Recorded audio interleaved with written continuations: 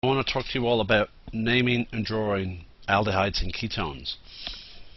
So aldehydes and ketones are simply just compounds that have carbonyl groups in them. This is your carbonyl group right here. The thing that differentiates the two from each other is where that carbonyl group is. In a ketone, the carbonyl is somewhere in the middle of the chain. In other words, not at the end. In an aldehyde, the carbonyl literally is right on the end.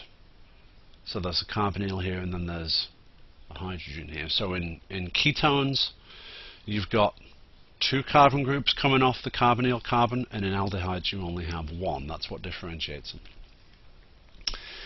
Naming them, it's exactly the same as we've seen before.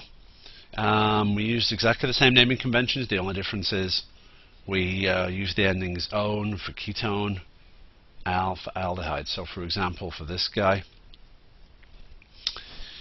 we just look at the carbons in the chain. Well, there's 4 carbons there. That is butane. We lop off the last E and stick -one on the end. Butanone. There's no need for a number locator here because that's the only place we can put it. Usually, though, we would have a number locator. And for aldehydes, using number locators is less common because aldehydes always have to be at the end. So for this guy, again, it's butane, but we're going to lop off the E and stick Al on the end, so butanal. 1 butanal is kind of redundant because an aldehyde means it's on the end of the chain, so there's no need to put the 1. So butanal, butanone. Alright, so naming these things is really pretty simple. So let's go through some examples. Alright, we've got a 5-carbon molecule here. Now, is this a ketone or is it an aldehyde? Well, the carbonyl is in the middle of the chain. It's in the middle of the chain here, and it's in the middle of the chain here, and it's in the middle of the chain here. So all these are ketones. Longest carbon chain containing the carbonyl is, of course, 5 carbons, so that's pentane. So therefore the name of that ketone is pentanone. The -one came on after the E from pentane came off. However, with 5 carbons, there's more than one place for where the carbonyl can go, so you've got to make sure you number where it is. It's on carbon 2 pentanone. The reason why you have to do that is that if you didn't do that, this compound and this compound would have the same name. They're both pentanone, except here the carbonyl is on carbon 3. That's what differentiates these two. Now this guy also has 5 carbons, but notice there's not 5 carbons in a row, there's only 4. 4 carbons is butane. We lop off the last E, put -one on the end. For butanone, there's only one place where the methyl group, where the carbonyl can go. The methyl group, though, is on which carbon? Well, it's on carbon, let's see. We're either numbering from the left or from the right. The carbonyl group has priority, so therefore that's carbon 2 for numbering from the right. Therefore that's 3 and that's 4. So therefore 3-methylbutanone. So that's that guy. Now this one is kind of more complicated, but it's exactly the same idea. We found the longest carbon chain first in these guys, so we're going to do the same thing here. The longest carbon chain containing the carbonyl. 1, 2, 3, 4, 5, 6, 7 carbons, or 1, 2, 3, 4, 5, 6, 7, 8 carbons. So our longest carbon chain is 8, which means octane, except it's not octane, it's a ketone, so it's octanone. Which side are we numbering from the left or from the right? Well, we number to get the ketone, the carbonyl, come up first, so therefore if we number from the right, we get 4. If we number from the left, we get 1, 2, 3, 4, 5. So therefore we number from the left, from the right.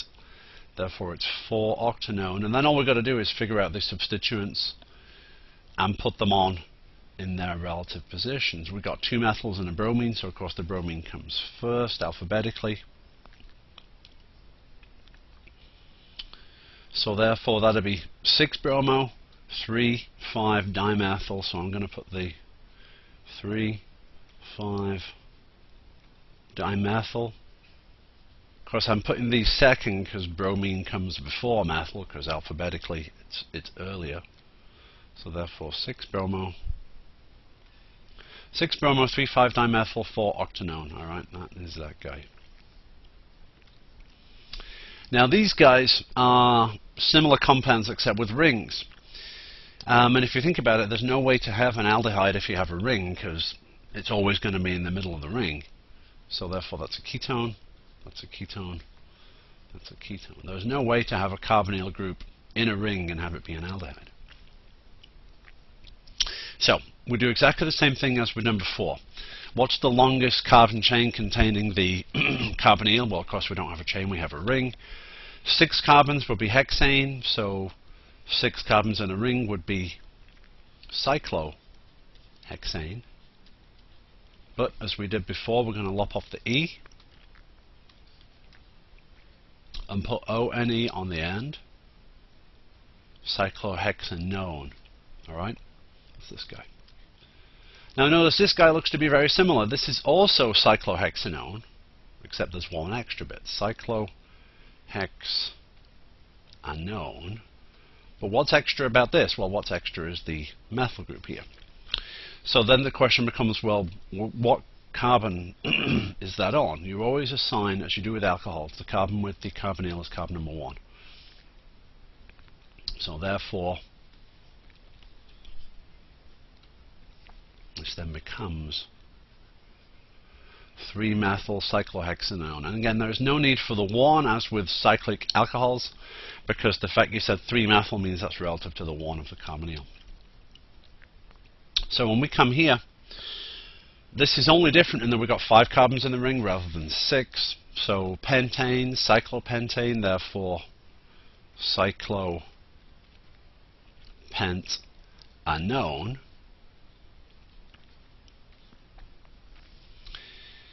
Now, if this is carbon 1 like we did here, we just got to figure out which way do we number around, left or right. Well, we number around to the left because we get to the substituent first. So we've got chlorine on 2, ethyl on 4, so therefore 2-chloro, 4-ethyl, sorry I'm writing these small to make sure I don't run out of room, 2-chloro, 4-ethyl cyclopentanone. Alright. Now what about these guys? Well, we've just got to ask ourselves the same question again. Is the carbonyl in the middle of the chain, or is it at the end, or what? This guy's at the end, this is an aldehyde. Here the carbonyl is also at the end of the chain. It's also an aldehyde. For these two, there's no chain involved, but notice when you see the carbonyl, there's a hydrogen coming off it and a carbon group. That makes it automatically an aldehyde in each case. So let's just do this guy. 4 carbons is butane, but we're going to lop off the E and stick Al on the end to signify an aldehyde. That's butanal. When we come to this guy, we've got 1, 2, 3, 4, 5 carbons in our longest carbon chain, so that would be pentane. Or when we lop off the E, that will be pentanal. However, we've got methyl groups on carbons 3 and 4. So therefore 3,4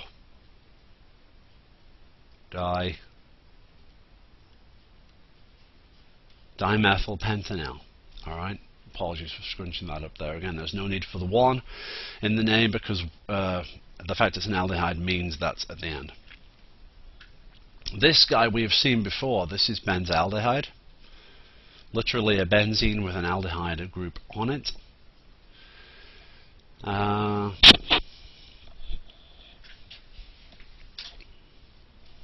Now for this guy, if 6 carbons is cyclohexanal, is hexanal, then 6 carbons in a ring would be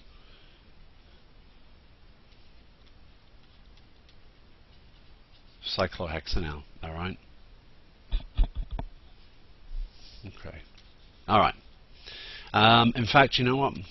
Let's not worry about these. The book doesn't go through these, and its naming conventions, if I was to get into it, a little bit more complicated than what I said there.